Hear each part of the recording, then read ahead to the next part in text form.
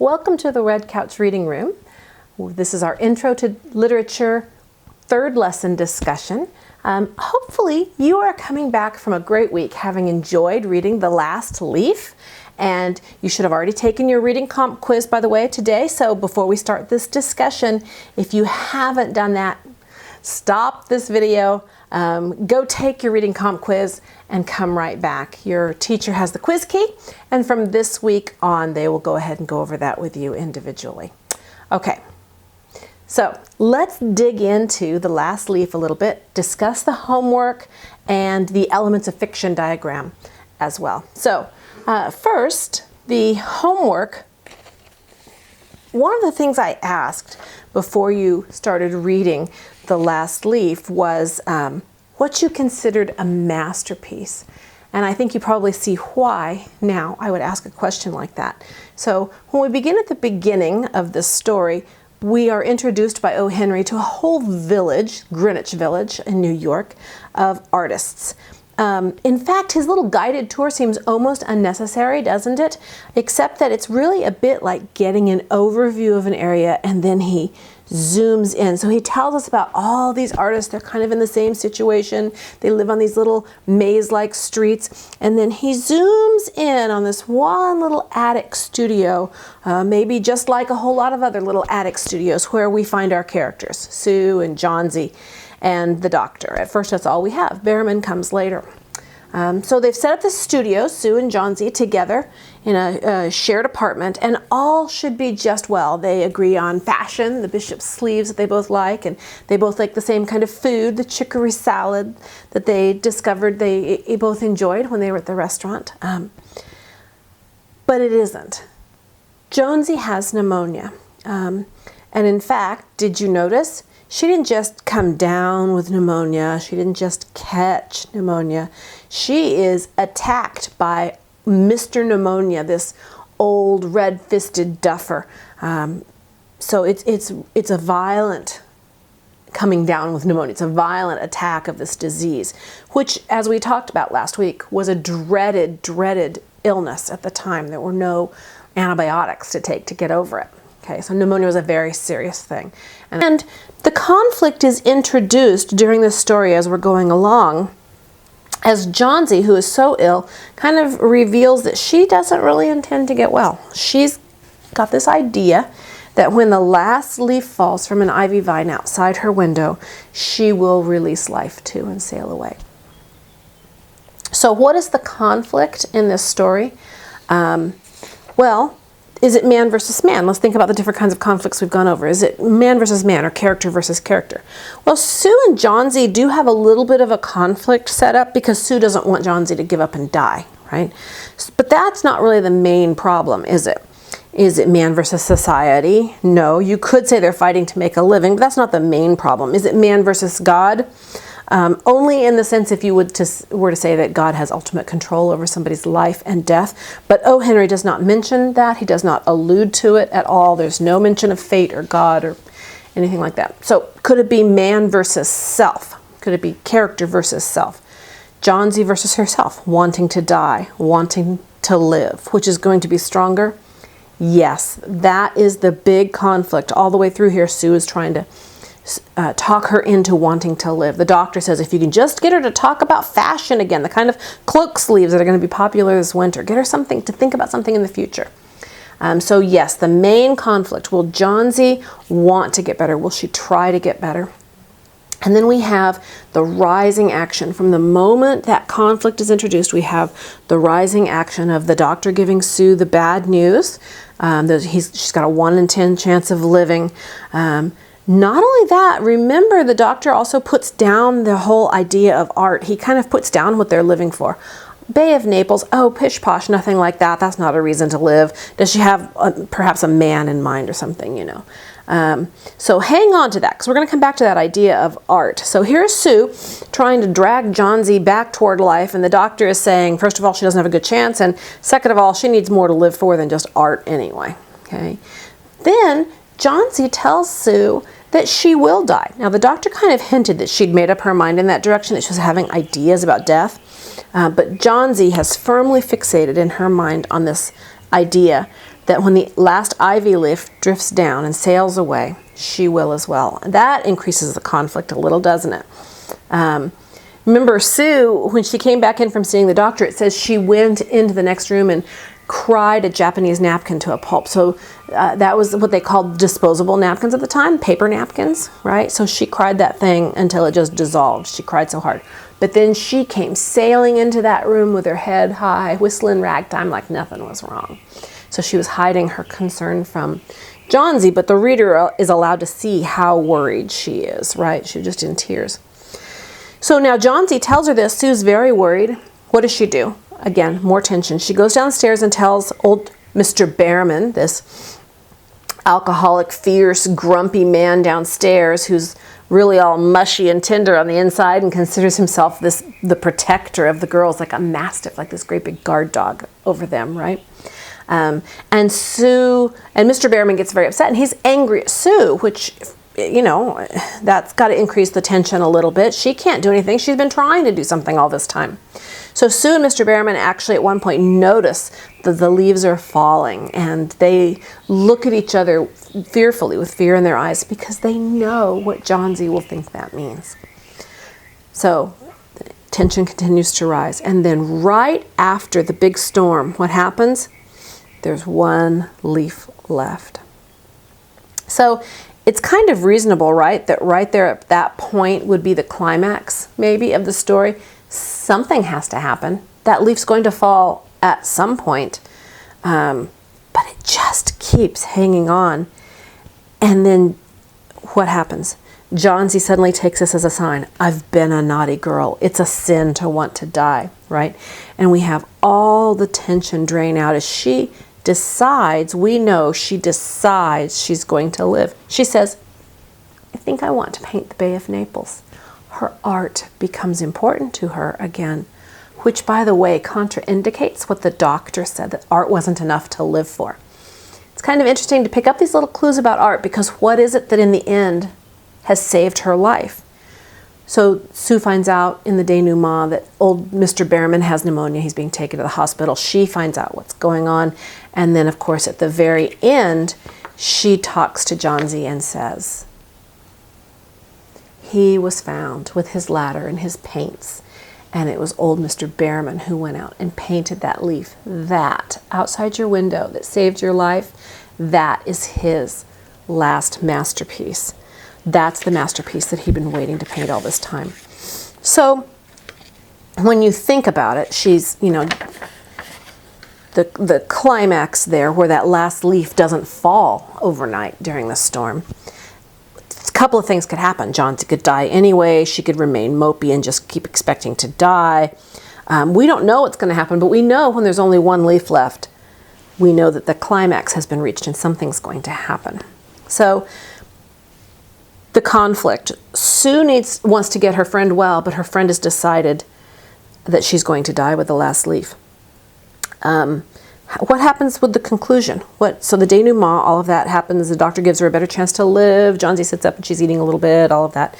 The conclusion, that is where Sue tells her of Mr. Behrman's sacrifice, his masterpiece.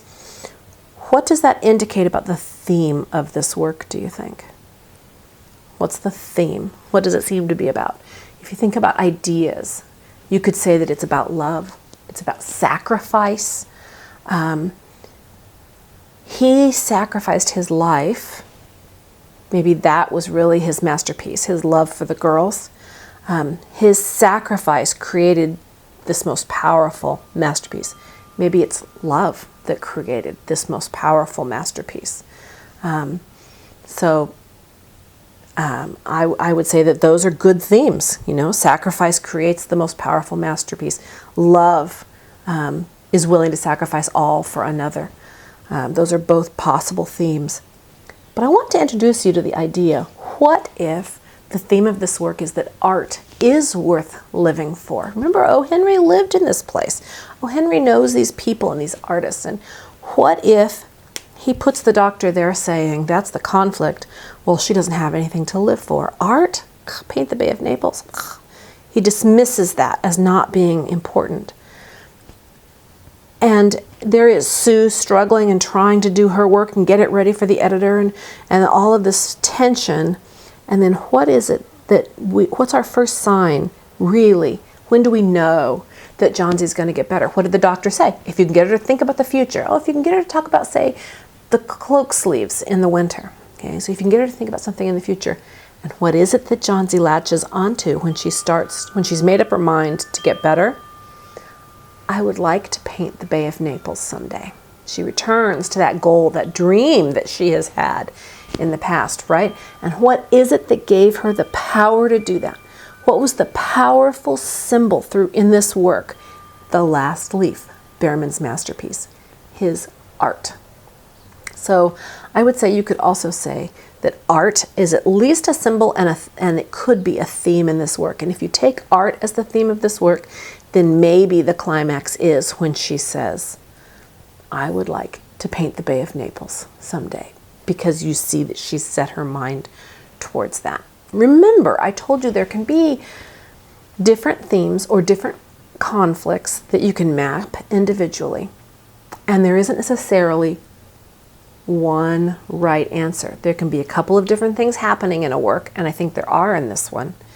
And so long as you support your ideas, as long as you can map them out and prove them from the text, that's great. That shows that you've thoughtfully put effort into this work. And that's what we're really looking for, is for you to start considering the structures of this piece. Does that make sense? Okay. So, we talked about the elements of fiction diagram already. So let's talk number 3. We talked about in your homework, O. Henry used this very precise vocabulary. I had you look up a couple. Ragtime, it's a specific kind of music that had a real syncopated rhythm. I hope if you aren't familiar with ragtime that you'll go ahead and look up a video online of, say, The Entertainer, or maybe Maple Leaf Rag by Scott Joplin. Those were very popular numbers. Staged a real revival in the 1970s with the making of the movie The Entertainer. Okay, so you can easily find examples of that on the internet. It was very 1920s kind of, roaring 20s kind of music. Flibbertigibbet. Oh, that was a chatty person, a gossipy person. And Sue calls old Mr. Behrman that. He's talking away and he won't take action. He won't come help her. And she calls him a flibbertigibbet. A dunderhead. That would be a dunce, a person who's very thick, kind of thick-headed and dumb. Bishop sleeves. That was one of the things that the girls had in common. They liked bishop sleeves. They were very full bell-shaped sleeves, but they were gathered to a cuff at the wrist. So they were a very elegant long sleeve that was in fashion at the time. A chafing dish. We still actually use these today. We use them as warming dishes. Sometimes you'll put like sterno underneath it to keep things warm in a buffet line or something. At the time, they also used them to cook or to warm food if they didn't have a kitchen in their attic apartment. So that's what he was talking about there. But O. Henry, you might have found some other kind of precise vocabulary. I loved, there was one place where Sue responds to Johnsy's idea that she's going to die with the ivy leaves. It says she responded, with magnificent scorn. That's kind of an interesting, it's almost an oxymoron, isn't it? It's almost two words that mean different things, but just imagine her acting this part of not believing Johnsy's going to die, trying to convince her that she'll live. She replies with magnificent scorn. Okay, so his vocabulary is really rich. He uses words in a very interesting way, kind of gives the reader a real picture of what's happening, helps characterize the characters. It's very definitely indirect characterization. He's not going to tell you what's happening, but he shows you through the words he uses. In number 4, some examples of that. I wrote down where Sue, she swaggered into Johnsy's room with her drawing board whistling ragtime. I love that. She swaggered. That confidence, that air that nothing's wrong, everything's fine, and going well for us. Then the next one that I really liked, there are a couple of Johnsy. Johnsy lay scarcely making a ripple under the bedclothes. Says she's still like a statue. She's just so thin and so tiny that she doesn't even hardly make a bump in the bed. And then the one I mentioned before, oh, I never heard of such a thing, complained Sue with magnificent scorn. Okay, you get that idea that she's just not going to have that. That's so ridiculous, she thinks. Does she really think it's ridiculous? No, she's worried. She goes down and she tells Behrman, they're looking out the window, they're all looking at each other, they're all fearful, because she understands how important it is that Johnsy believe in her own recovery, right? The doctors told her, hey, the medicine's only 50% as effective if the person's already counting the number of basically cars in their funeral procession, okay, carriages in their funeral procession. And then there's a place, it talks about Johnsy. The fancy seemed to possess her more strongly as one by one the ties that bound her were loosed. The ties, the things that held her to this world, it just felt like her mooring lines were being clipped and she was just going to float away. And then the last one, said Sue, leaning her worn face down to the pillow.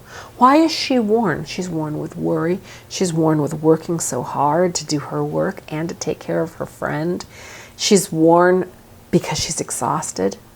There's another place the doctor pats her, I believe it's like a slender hand. It talks about her hand being very small and tiny and slender. She's frail as well, okay? And then after reading the story, reflect on the concept of masterpiece again. Has your definition changed? You know, the dictionary mentions that a masterpiece is like the greatest work of an author's career. But in our case, Behrman's Last Leaf was not only his best work, it was really the only thing that would remain after him. And it surely had an impact on these young women's lives. So I think in that sense, the masterpiece definitely applies to that little leaf that he painted out there. Not because it was the greatest artistry maybe, but because it showed the greatest heart. And maybe that can be a masterpiece too, right? Works of the heart. I hope you did take a moment to look up a little bio of O. Henry online or in an encyclopedia or maybe a literature anthology. He lived in Greenwich Village, and I think you do see that in the piece. I think you see it in his familiarity with the winding streets, the local restaurants, how the artists furnished their studios even. There was a little phrase, an artist once discovered a valuable possibility in this street, and it talks about a bill collector coming to collect a bill, and they're so winding that he would make his way all the way back to the beginning and not have been paid. Almost makes you almost wonder if that was O. Henry himself that made that discovery, doesn't it? So anyway, I thought that was a great new look at the idea of masterpiece and at how an author can use indirect characterization to tell you so much about the characters. All right, well, let's move on to the new things we're going to think about today. Okay, so far we've been looking at how character development and setting can convey theme. Today we turn a little corner, and I want to focus on two specific things, both in the story that we read in class and in the work that you've read at home this last week. Conflict and how that conflict can be used by the author to drive the theme discussion, number one. And then number two, I want to talk to you a little bit today about being conscious of the work as a crafted piece of writing. That this is the way the parts of the story fit together, the diction, the choice of literary devices, the vocabulary, those are all things the author has put together on purpose to create a particular effect. So we want to step back and take a little look at the choices that the author is using to create his authorial voice. So first, let's think about conflict as an element of the story. Conflict, we've said before, is the problem. It's the struggle. It's the hurdle or the goal. It's what the main character wants that they can't quite get to. A story without a conflict is just a description. It's not interesting, it's not going anywhere, and it's certainly not realistic. So we've mentioned before that there are 4 basic types of conflict. People will say there's up to 7, but I think 4 really are the basic nuts and bolts of most of the works that you will read. First, there are 3 basic external conflicts, conflicts that occur outside of the main character. The first one is, we call it man versus man, or character versus character, and it occurs when one character, our protagonist, is pitted against another character, an antagonist. Sometimes you think of those as hero and villain, right? It could be animals, robots, it can be anything, but that's one character against another character. There's going to be a strong protagonist and a strong antagonist. And the protagonist, our hero, will have to overcome the barriers and roadblocks that are set in place by the antagonist in order to attain his or her goal, or otherwise solve the conflict. The second possibility is man versus nature. And in an urban setting, this can also be man versus society, character versus society. So the character is pitted against a force of nature, in the case of man versus nature, and must overcome something in nature to achieve that goal. Maybe, we're climbing Mount Everest, or they're caught in a blizzard, or they're having an encounter, a fight with a grizzly bear or something like that, say. If the character overcomes that force of nature, he or she attains the goal. If not, either they suffer a setback, but they're, renewed in their intensity to pursue that goal again, or in man versus nature, they can be killed. They can lose the battle. Man versus society, this can also be seen as man versus society. We said in an urban setting that happens a lot, where the force might be an unjust law. It might be a corrupt society or political system that they're fighting against. And then our main character is struggling to convince society that the character is right, our main character is correct, and that society is wrong. So again, winning the conflict means triumphantly convincing the society against this overwhelming force. Losing could cost the main character a setback, or it could cost them their life, depending on the situation. The third one would be man versus fate, or man versus God, or the gods, like in the case of myth. This is a setup where the main character is struggling against his or her own destiny. It may be a situation where, like in ancient myth, the gods are kind of out to get him. In some situations, you'd see that in ancient myth. It may be like Oedipus. He's struggling against something he cannot change, his fate. He can't change it. It's his destiny. Be careful, because sometimes this struggle, man versus fate or man versus God, can be difficult to distinguish between an internal conflict, because a lot of the action is internal. A lot of the dialogue and conversation takes place within the main character. There's a lot of reflection, a lot of internal struggle. So be kind of aware of that. Now, sometimes people say there are other possibilities. Recently, a real popular one that people talk about is man versus technology. Here's my problem with that. In cases where we have a character and he or she is struggling against technology, one of two things has happened. Either the technology, the robot or the weapon or the operating system, is being controlled by an individual, in which case it's really man versus man, right? Or that technology, whether it's a robot or an operating system or whatever, has somehow become a sentient being. The moment that technology becomes a sentient being, it is in effect kind of a character as well. And then again, we simply have a character versus character struggle.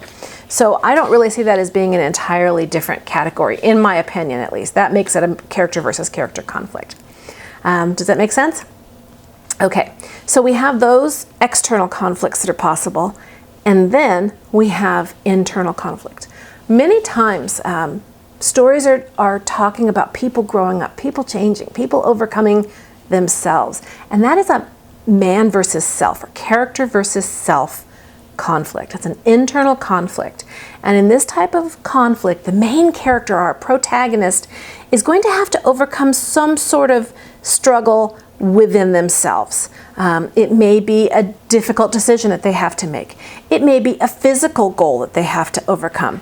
It may be their own nature or character flaw or addiction or any one of the many things like that they have to overcome within themselves in order to reach their goal and succeed. Again, the character may succeed, may resolve the conflict by overcoming and reaching their goal, and it's a happy ending. they may not reach their goal, but they are all revved up. They know what to do for next time. We're not going to give up, and it could still be a happy ending. Or, the character can fail, and not every story ends happily. The characters can die as a result of their own bad decisions or as a result of fate or any number of things in literature. So now, with conflict at the forefront of your mind, let's read a very short and very unusual short story that has conflict as the main driver of theme. It's a very interesting little short story. I would say very unique in all of literature, actually. The author purposefully builds up the conflict and the tension to help the reader explore the theme. So, are you ready? This is a fun one. Let's go. This is The Lady or the Tiger. Think about conflict as we go. In the very olden time, there lived a semi-barbaric king whose ideas, though somewhat polished and sharpened by the progressiveness of distant Latin neighbors, were still large, florid, and untrammeled as became the half of him which was barbaric. He was a man of exuberant fancy and withal of an authority so irresistible that, as his will, he turned his varied fancies into facts. He was so greatly given to self-communing, that means spending time alone with himself, he spent a lot of time alone, and when he and himself agreed upon anything, the thing was done. When every member of his domestic and political systems moved smoothly in its appointed course, his nature was bland and genial, but whenever there was a little hitch and some of his orbs got out of their orbits, he was blander and more genial still, for nothing pleased him so much as to make the crooked straight and crush down uneven places. Among the borrowed notions by which his barbarism had become semi-fied, so it had become semi-barbaric, right, was that of the public arena, in which by exhibitions of manly and beastly valor the minds of his subjects were refined and cultured. But even here the exuberant and barbaric fancy asserted itself. The arena of the king was built not to give the people an opportunity of hearing the rhapsodies of dying gladiators, nor to enable them to view the inevitable conclusion of a conflict between religious opinions and hungry jaws. Now, what's he alluding to there? Nero, right? Throwing the Christians to the lions, okay? But for purposes far better adapted to widen and develop the mental energies of the people. This vast amphitheater with its encircling galleries, its mysterious vaults, and its unseen passages was an agent of poetic justice in which crime was punished or virtue rewarded by the decrees of an impartial and incorruptible chance. When a subject was accused of a crime of sufficient importance to interest the king, public notice was given that on an appointed day the fate of the accused person would be decided in the king's arena, a structure which well deserved its name, for although its form and plan were borrowed from afar, its purpose emanated solely from the brain of this man who, every barleycorn a king, knew no tradition to which he owed more allegiance than pleased his fancy, and who engrafted on every adopted form of human thought and action the rich growth of his barbaric idealism. That phrase, every barleycorn a king, back in old medieval times, barleycorn was an old measure, about 1/3 of an inch. So basically they're saying he was every inch a king. When all the people had assembled in the galleries and the king, surrounded by his court, sat high up on the throne of royal state on one side of the arena, he gave a signal. A door beneath him opened, and the accused subject stepped out into the amphitheater. Directly opposite him, on the other side of the enclosed space, were 2 doors, exactly alike and side by side. It was the duty and privilege of the person on trial to walk directly to those doors and open one of them. He could open either door he pleased. He was subject to no guidance or influence but that of the aforementioned impartial and incorruptible chance. If he opened the one, there came out of it a hungry tiger, the fiercest and most cruel that could be procured, which immediately sprang upon him and tore him to pieces as a punishment for his guilt. The moment that the case of the criminal was thus decided, doleful iron bells were clanged, great wails went up from the hired mourners posted on the outer rim of the arena, and the vast audience, with bowed heads and downcast hearts, wended slowly their homeward way, mourning greatly that one so young and fair, or so old and respected, should have merited so dire a fate. But if the accused person opened the other door, there came forth from it a lady most suitable to his years and station, that his majesty could select among his fair subjects, and to this lady he was immediately married as a reward of his innocence. It mattered not that he might already possess a wife and family, or that his affections might be otherwise engaged upon an object of his own selection. The king allowed no such subordinate arrangements to interfere with his great scheme of retribution and reward. The exercises, as in the other instance, took place immediately and in the arena. Another door opened beneath the king, and a priest, followed by a band of choristers and dancing maidens, blowing joyous airs on golden horns and treading an epithalamic measure, advanced to where the pair stood side by side, and the wedding was promptly and cheerily solemnized. Then the brass bells rang forth their merry peals, the people shouted glad hurrahs, and the innocent man, preceded by children strewing flowers on his path, led his bride to his home. This was the king's semi-barbaric method of administering justice. Its perfect fairness is obvious. The criminal could not know out of which door would come the lady. He opened either he pleased, without having the slightest idea whether in the next instance he was to be devoured or married. On some occasions the tiger came out of one door, on some out of the other. The decision of this tribunal was not only fair, they were positively determinate. The accused person was instantly punished if he found himself guilty, and if innocent, he was rewarded on the spot, whether he liked it or not. There was no escape from the judgments of the king's arena. The institution was a very popular one. When the people gathered together on one of the great trial days, they never knew whether they were to witness a bloody slaughter or a hilarious wedding. This element of uncertainty lent an interest to the occasion which it could not otherwise have attained. Thus the masses were entertained and pleased, and the thinking part of the community could bring no charge of unfairness against this plan. For did not the accused person have the whole matter in his own hands? This semi-barbaric king had a daughter as blooming as his most florid fancies, and with a soul as fervent and imperious as his own. As is usual in such cases, she was the apple of his eye, and was loved by him above all humanity.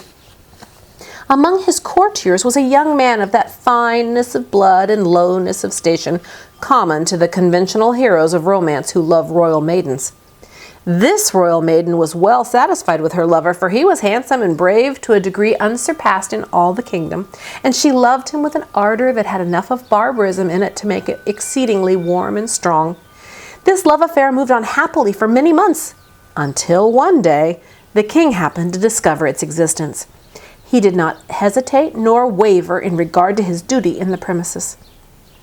The youth was immediately cast into prison, and a day was appointed for his trial in the king's arena.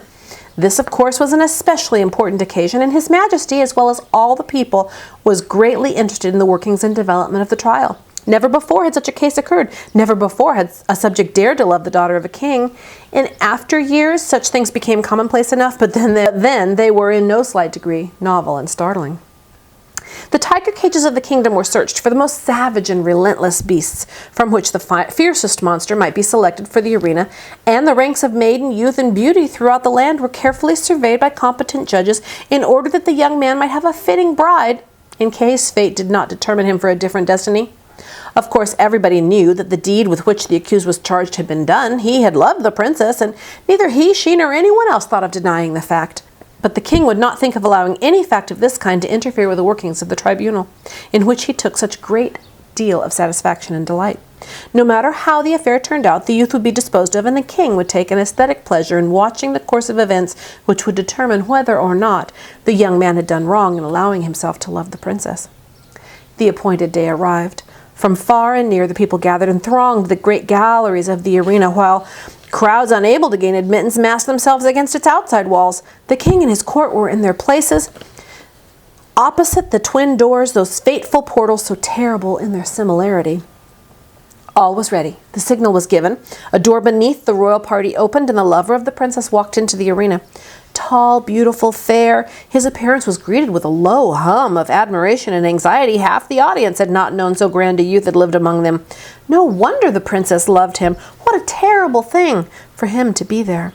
As the youth advanced into the arena, he turned, as the custom was, to bow to the king, but he did not think at all of that royal personage. His eyes were fixed upon the princess, who sat to the right of her father.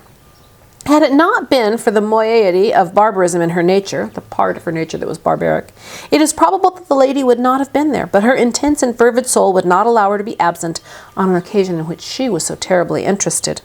From the moment that the decree had gone forth that her lover should decide his fate in the king's arena, she thought of nothing night or day but this great event, and the various subjects connected with it, possessed of more power, influence, and force of character than anyone who had been interested in such a case before. She had done what no other person had done.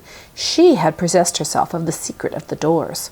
She knew in which of the 2 rooms behind those doors stood a cage with a tiger, its open front, waiting, and she knew behind which door waited the lady.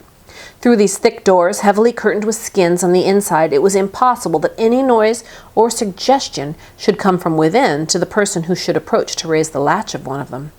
But gold and the power of a woman's will had brought the secret to the princess. Not only did she know in which room stood the lady, ready to emerge all blushing and radiant should her door be opened, but she knew who the lady was. It was one of the fairest and loveliest damsels of the court who'd been selected as the reward of the accused youth, should he be proved innocent of the crime of aspiring to one so far above him.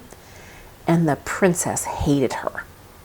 Often she had seen, or imagined she had seen, this fair creature throwing glances of admiration upon the person of her lover, and sometimes she had thought those glances were perceived and even returned. Now and then she'd seen them talking together, but for a moment or two, but much can be said in a brief space. It may have been on most unimportant topics, but how could she know that? The girl was lovely, but she had dared to raise her eyes to the loved one of the princess, and with all the intensity of the savage blood transmitted to her through long lines of wholly barbaric ancestors, she hated the woman who blushed and trembled behind that silent door. When her lover turned and looked at her, and his eyes met hers as she sat there paler and whiter than anyone in the vast ocean of anxious faces about her, he saw that by the power of quick perception which is given to those whose souls are one, that she knew behind which door crouched the tiger and behind which stood the lady.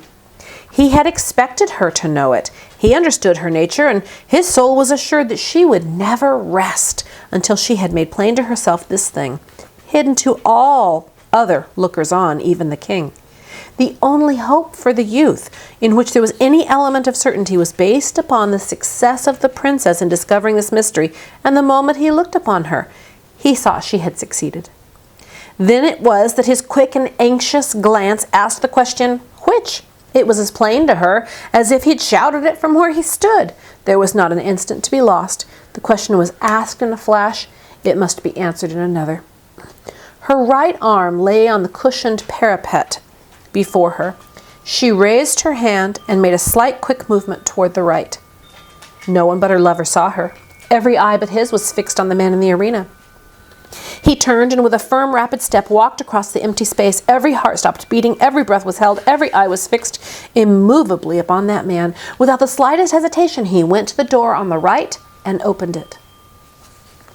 Now the point of the story is this. Did the tiger come out of the door, or did the lady? The more we reflect upon this question, the harder it is to answer. It involves a study of the human heart, which leads us through a devious maze of passion, out of which it's difficult to find our way. Think of it, fair reader, not as if the decision of the question depended upon yourself, but upon that hot-blooded, semi-barbaric princess, her soul at a white heat beneath the combined fires of despair and jealousy. She had lost him, but who should have him? How often in her waking hours and in her dreams she had started in wild horror, covered her face with her hands as she thought of her lover opening the door on the other side of which waited the cruel fangs of the tiger. But how much oftener had she seen him at the other door? How in her grievous reveries she'd gnashed her teeth and torn her hair when she saw his start of rapturous delight as he opened the door of the lady. How her soul had burned in agony when she had seen him rush to meet that woman with her flushing cheeks and sparkling eyes of triumph. When she'd seen him lead her forth, his whole frame kindled with the joy of recovered life. When she'd heard the glad shouts from the multitude and the wild ringing of the happy bells. When she'd seen the priest with his joyous followers advance to the couple and make them man and wife before her very eyes. And when she'd seen them walk away together upon their path of flowers, followed by the tremendous shouts of the hilarious multitude, in which her one despairing shriek was lost and drowned. Would it not be better for him to die at once and go to wait for her in the blessed regions of semi-barbaric futurity? And yet, that awful tiger, those shrieks, that blood. Her decision had been indicated in an instant, but it had been made after days and nights of anguished deliberation. She had known she would be asked. She had decided what she would answer, and without the slightest hesitation, she moved her hand to the right. The question of her decision is not one to be lightly considered, and it is not for me to presume to set up myself as the one person able to answer it, so I leave it with all of you. Which came out of the opened door, the lady or the tiger? You see what I mean? That is an interesting story, isn't it? We are not told the answer. We're not told how the conflict resolved. So let's think about this for a minute. Let's quickly think how we would plot this story on a story chart. First of all, you'll notice, if you have your story still in front of you, that first 8 paragraphs is spent on exposition, right? We're told about the king and his daughter, and we're told about this elaborate setup that he has for the king's arena, for judging an accused person, really for letting them be judged by chance, he says, right? Do we know much about the characters? Not really. They are not rounded characters. They're flat characters. They're stereotypes. A semi-barbaric king and his wild daughter and her, strong, handsome lover. We don't know their names. We don't really know what they look like. We don't know anything about them really except just those stereotypical phrases that are attached to them. Very little.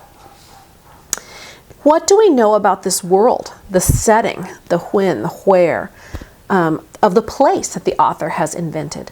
We know it's long ago. It sounds very medieval-ish, doesn't it? It says it's next door to, it's got Latin neighbors. It refers to Nero, where it talks about the Christians being thrown to the lions. So it kind of gives you the idea it's supposed to be by Italy, maybe in that same sort of time period.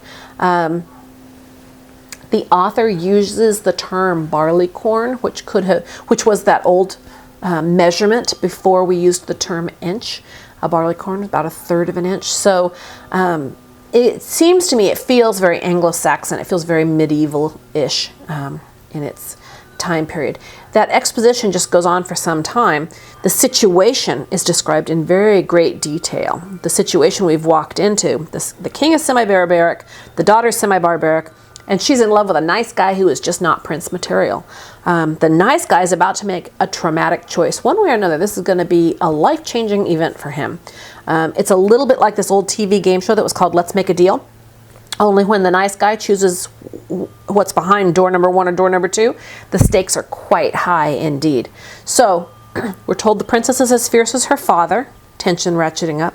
We're told she's desperately in love with a nice guy.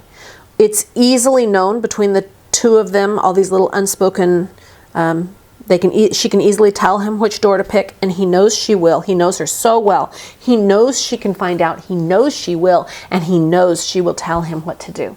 He trusts her implicitly, doesn't he? This is his only hope.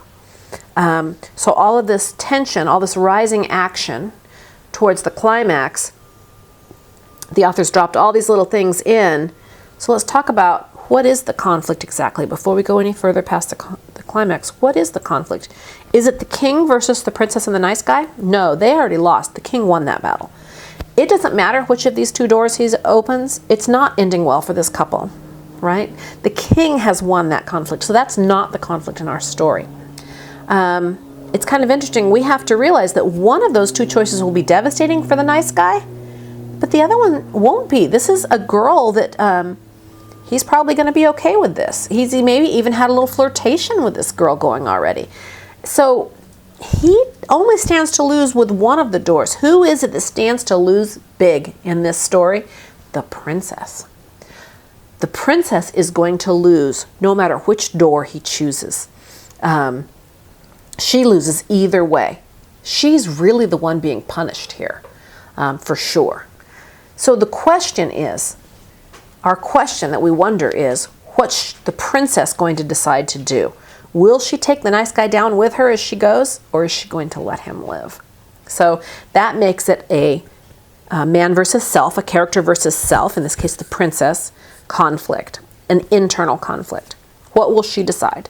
So at that climax, when he strides confidently over to the door to unlatch it, we know at that moment the conflict is going to be decided and revealed to us. But instead of doing that, there's no denouement, there's no conclusion. The author backtracks, adds some more to the tension. Oh, she lay awake nights thinking of that terrible tiger. But even more, she thought about how horrible it would be to see him married to someone else. Oh, but the fangs of that tiger. Okay, so he adds more tension. He back adds it with flashbacks. He adds more tension and comes right back to that moment. So what happened when he opened the door? He comes back to it, loops it around, and he doesn't finish it. He doesn't give us the satisfaction of knowing what happened. No denouement, no conclusion in this story. It's just cut off. So the point here is, I've heard it said that this story, what happens at the end of the story depends more on the reader than on the story. What's in the reader's heart? What do you think happened? The author is manipulating the reader to come to a conclusion about what happened. The climax could tell us that love is stronger than jealousy, that love overcomes all. Or I'm sorry, not the climax. During the denouement and the conclusion, we may learn that jealousy is stronger even than love. That jealousy is the strongest emotion of all. You get to make the choice. What do you think? I'll tell you what I think when you come back. So you do have an evidence sheet that you're going to fill out. You're going to look at your text, find the evidence that you think supports the idea that the princess chose the door where the lady is standing. Find the evidence that points to the fact that she pointed toward the door where the tiger was. List that out, list little quotes out, and back up your case, okay? And see what kind of conclusion you come to. You also have a grammar sheet to do for today on proper and common nouns. So you go ahead and do those two things, and then when you come back, we will take a peek at the week ahead and the work that you have, the reading that you have to do for this next week. Okay, I'll see you in a few minutes.